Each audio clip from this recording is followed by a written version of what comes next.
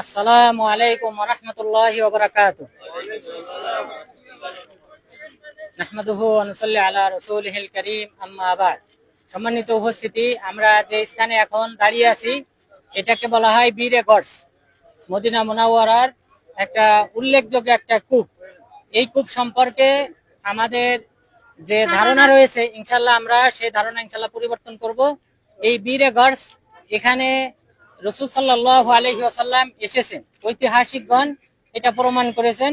বিভিন্ন জন, ইমাম গাজালি রাহিমাহুল্লাহ তিনি বলেছেন মদিনার 7টি কূপের অন্যতম একটা কূপ, যেখানে রাসূল সাল্লাল্লাহু আলাইহি ওয়াসাল্লাম এসেছিলেন, ওযু করেছিলেন, পানি পান করেছিলেন। সেই কূপের উল্লেখযোগ্য একটা কূপ হলো বীরে গর্স। আর এই বীরে গর্স সম্পর্কে আনাস বিন মালিক রাদিয়াল্লাহু আনহু থেকে বর্ণিত হয়েছে। আব্দুল্লাহ ইবনে রুকাইশ রাহিমাহুল্লাহ তিনি তাবেঈ, তিনি বলেছেন আনাস বিন মালিক রাদিয়াল্লাহু আনহু যখন কুবা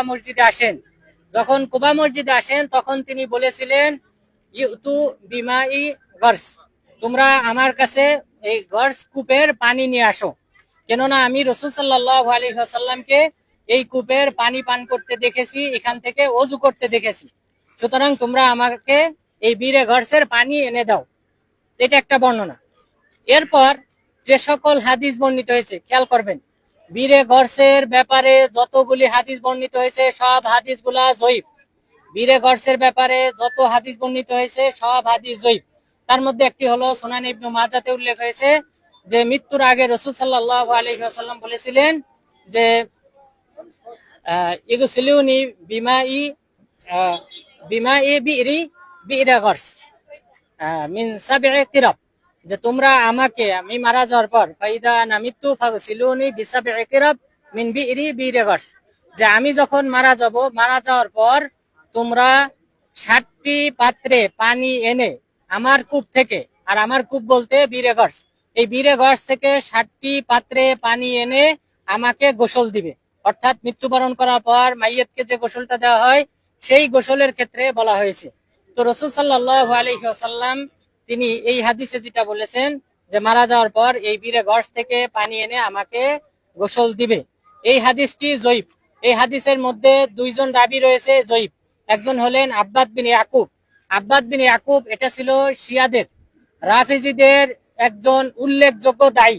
অর্থাৎ রাফিজিরা অনেক ধরনের, এক প্রকার রাফিজি শিয়া আছে যাদের থেকে হাদিস বর্ণনা করা জায়েজ, যারা নিজেরা আলী রাদিয়াল্লাহু আনহুকে প্রাধান্য দেন সাহাবার চেয়ে, কিন্তু তারা এই শিয়া মতাদর্শের দিকে আহ্বান করে না। এমন অসংখ্য রাবী থেকে ইমাম বুখারী, মুসলিম তারা হাদিস রিওয়ায়াত করেছেন এবং তাদের থেকে হাদিস রিওয়ায়াত করা জায়েজ। কিন্তু এমন রাবী যারা শিয়া মতালম্বী আবার শিয়ার দিকে আহ্বান করে, তো দুইজনের মধ্যে পার্থক্য আছে। যে আহ্বান করে তার মানে সে হলো কঠোর শিয়া। তো সেই কঠোর শিয়াদের অন্তর্ভুক্ত হলো এই আব্বাদ বিন ইয়াকুব। তো এই রাবী, তার ব্যাপারে মুহাদ্দিসিনগণ তাকে যঈফ বলেছেন। এটা একটা কারণ, যেহেতু রাফেজি সুতরাং তার হাদিস গ্রহণ করা যাবে না। দ্বিতীয় আরেকটা কারণ হলো এই হাদিসের মধ্যে হুসাইন বিন জায়েদ নামে একজন রাবী রয়েছেন, তাকে শুধুমাত্র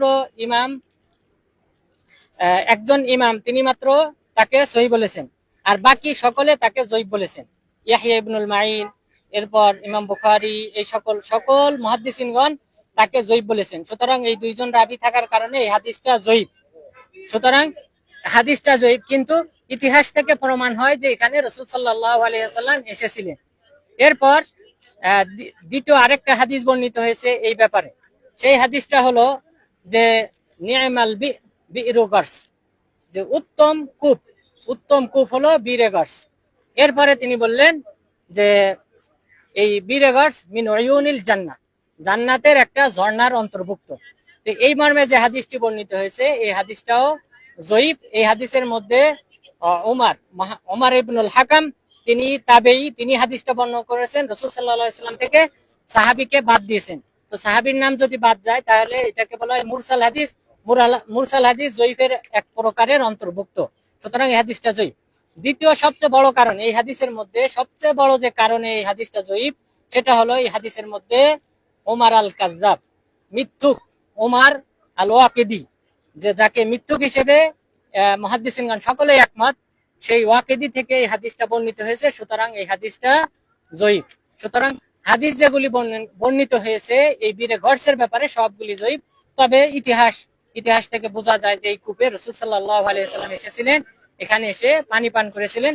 সুতরাং বীরে জমজম ব্যতীত কোন কূপের পানির ফজিলতের ব্যাপারে কোনো হাদিস সহিহ বর্ণিত হয় নাই। শুধুমাত্র জমজম কূপের ব্যাপারে রাসূল সাল্লাল্লাহু আলাইহি ওয়াসাল্লাম বলেছেন, ইন্নাহা মুবারাকা ইন্নাহা তুআমু তুম, নিশ্চয়ই জমজম কূপ হলো বরকতময় এবং এতে খাদ্যগুণ রয়েছে। অর্থাৎ দুধ যেমন ভাবে আমরা পান করলে খাদ্যের অভাব পূরণ হয়, পানীয়ের অভাব পূরণ হয়, অনুরূপ ভাবে জমজম কূপের এই বৈশিষ্ট্য রয়েছে। এরপর বলেছেন শিফা উম্মিনাস সাকাম, যে রোগ ব্যাধি রয়েছে সেই রোগ ব্যাধির মুক্তি স্বরূপ। তো এটা হলো শুধুমাত্র জমজম কূপ। অন্য কোন কূপের পানির ব্যাপারে ফজিলতের ব্যাপারে কোনো হাদিস সহিহ সনদে বর্ণিত হয় নাই। সাল্লাল্লাহু আলা নাবিয়িনা মুহাম্মদ ওয়া আলা আলিহি ওয়া সাহবিহি আজমাইন। কারো কোনো প্রশ্ন থাকলে করতে পারেন।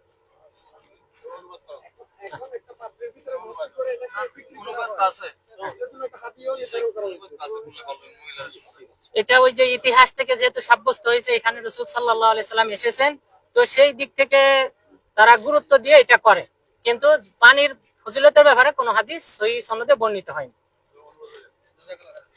শুনেন, আপনারা এই বিষয়টা বুঝেছেন আলহামদুলিল্লাহ, যে এই কূপটা ইতিহাস হিসেবে মানুষ গ্রহণ করেছে, ইসলামের ইতিহাসের সাথে একটা সম্পৃক্ততা আছে, মানুষ এটাকে গ্রহণ করেছে। কিন্তু এর যে পানির ফজিলত, যে বিষয়টা আমাদের মূল বিষয়, এই কূপের পানির যে ফজিলতের যে বিষয়টা, এটা বিশুদ্ধ বর্ণনায় প্রমাণিত হয়নি। যেহেতু মুহাদ্দিসিনে কেরামদের কাছে এটা বিশুদ্ধভাবে প্রমাণিত হয়নি, সেই হিসাবে এর পানির ফজিলতটা থেকে আমরা বিরত থাকবো, কিন্তু কূপের ইতিহাসটাকে আমরা গ্রহণ করবো। কেমন? তবে আমরা এর চাইতে গুরুত্বপূর্ণ যে পানিটা পাচ্ছি সেটা হলো জমজম পানি, আলহামদুলিল্লাহ, যেটা বিশুদ্ধ, যেটা রাসূলুল্লাহ সাল্লাল্লাহু আলাইহি ওয়াসাল্লাম নিজে পান করেছেন। আমরা তার উপরে সীমাবদ্ধ থাকবো। তাছাড়া এই পানির ব্যাপারে যে ফজিলত গুলো আসছে সেগুলো থেকে আমরা বিরত থাকবো। কেমন? জাযাকুমুল্লাহু খাইরান, বারাকাল্লাহু ফিকুম। এখন আমরা হাদিকা সালমানে যাব, ঠিক আছে?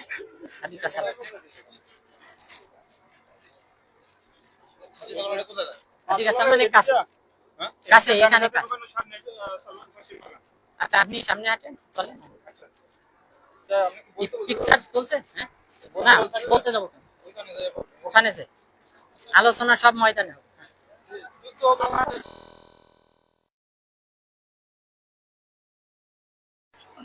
আমি বলবো না, না না, এটা আমি বলবো না, এটা থাক, কারণ এটা বড় হাদিস না, ওটা আমি ওখানে ওই একটাই হাদিস, ওইটা আমি বলবো, ওটা আমি বলবো, ওটা আমি বলবো না, সমস্যা নেই। তারপর যদি সেটা আমি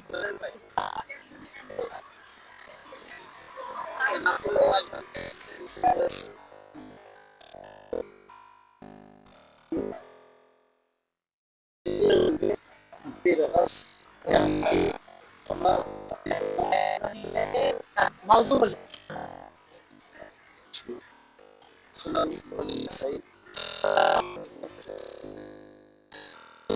আমি করে আমি মানে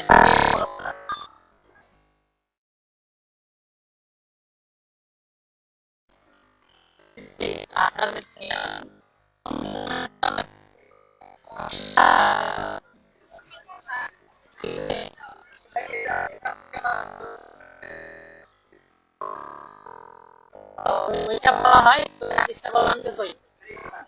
না, এইটাই কূপ, এটা ওই যে হাদিসটা আসছে সুনান ইবনে মাজাহ, ওইটা এই কূপ সম্পর্কে, যে এখান থেকে 7টি পাত্রে পানি নিয়ে আমাকে গোসল দিবা, তো এই হাদিসটা জয়ীফ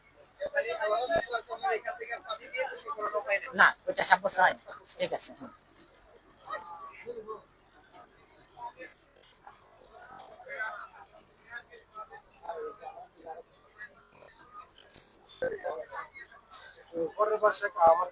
কোনটা? এটা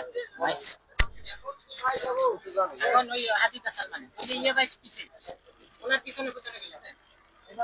বলছে বলছে বলছে আসসালামু আলাইকুম।